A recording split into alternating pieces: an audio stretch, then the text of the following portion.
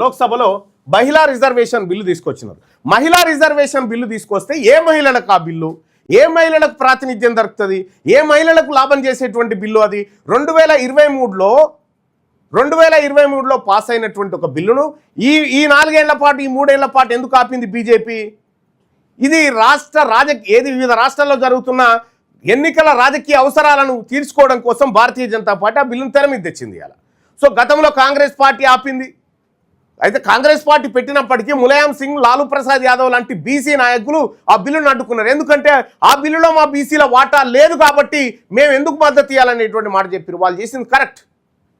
ఇవాళ బీసీలకు మహిళా కోటలో బీసీల కోటా లేకపోవడం అనేది దుర్మార్గం. దానికి సంబంధించినటువంటి ఒక అంశాన్ని చూద్దాం. ఇది బీసీ మహిళా రాజకీయ ప్రాతినిధ్యం సంక్షోభం ఎట్లా ఉంది ఒకసారి చూద్దాం.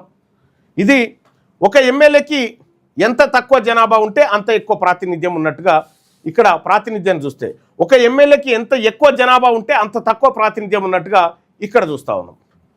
ఇక్కడ శాసనసభలో వివిధ వర్గాల వాస్తవ పరిస్థితులను చూద్దాం. ఓసీ పురుషులు అంటే రెడ్లు 38,596 మందికి ఒక ఎమ్మెల్యే అయ్యారు. ఓసీలు వేలమలు. మహిళలు 4.4 లక్షల మందికి ఒక ఎమ్మెల్యే అయ్యారు ఓసీలలో. ఎస్సీలలో 1.88 లక్షల మంది పురుషులకు ఒక ఎమ్మెల్యే అయిండు. మహిళలకు 16 లక్షల మంది ఎస్సీ మహిళలకు ఒక ఎమ్మెల్యే అయింది. ఎస్టీలలో 2 లక్షల మంది ఎస్టీ పురుషులకు ఒక ఎమ్మెల్యే అయిండు. మహిళల్లో 10 లక్షల మంది ఎస్టీ మహిళలు ఉంటే ఒక ఎమ్మెల్యే అయ్యారు. బీసీల విషయానికి వస్తే పురుషులు 6,22,000 మంది జనాభాకి ఒక ఎమ్మెల్యే అయ్యాడు బీసీ నుంచి. మహిళలు 1.12 కోట్ల మహిళలకు ఒక ఎమ్మెల్యే అయింది బీసీలలో. బీసీలకు ఎందుకు కావాలి బీసీ సపరేట్ కోటా అంటే ఒక ఎందుకు కావాలి? తెలంగాణ రాష్ట్రంలో మొత్తం మహిళా కోట లేకపోతే 101,12 లక్షల మంది మహిళలు. ఇప్పుడు తెలంగాణ రాష్ట్రంలో మీకు తెలుసు కదా జనాభా ఎంత ఉంది? 2,24 లక్షల మంది బీసీల జనాభా మొత్తం అంతా కలిపి. ఇందులో సగభాగం మహిళలు అంటే 1,12 లక్షల మంది. 1,12 లక్షల మంది మహిళలకు ఒకే ఒక్క ఎమ్మెల్యే కొండా సురేఖ. బీసీలలో 1,12 లక్షల మంది బీసీ మహిళలకు ఒక ఎమ్మెల్యే అయితే ఓసీలలో 4.4 లక్షల మందికి ఒక ఎమ్మెల్యే అయి కూర్చుంటాడు. ఎవరికి దక్కిన మహిళలకు అవకాశాలు ఎవరికి నాశనం అవుతా ఉంది?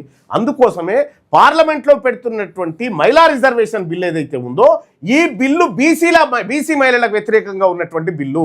ఇది బీసీల ప్రాతినిధ్యం లేనటువంటి బిల్లు.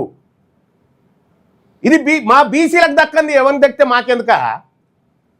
ఎవరికి దక్కితే మాకెందుకు? మా బీసీ మహిళలకు లేదు. మా బీసీ మహిళలకు ఇందులో హక్కు లేనప్పుడు ఎవరి బిల్లు ఇది? ఓసీ పురుషులకు ప్రాతినిధ్యం చాలా ఎక్కువ. వీళ్ళు 38,000 మందికే ఒక ఎమ్మెల్యే అయిండు ఓసీలలో. 38,000 మందికి బీసీ ఎమ్మెల్యే కావాలంటే 6,22,000 మంది కావన్నా. ఓసీ మహిళ 4.4 లక్షల మంది మహిళల్లో ఒక మహిళ ఎమ్మెల్యే అయింది. మొత్తం 1,12 లక్షల మంది బీసీ మహిళలకు ఒక్క మహిళ ఎమ్మెల్యేనా? ఏం రాజకీయ న్యాయమా ఇది?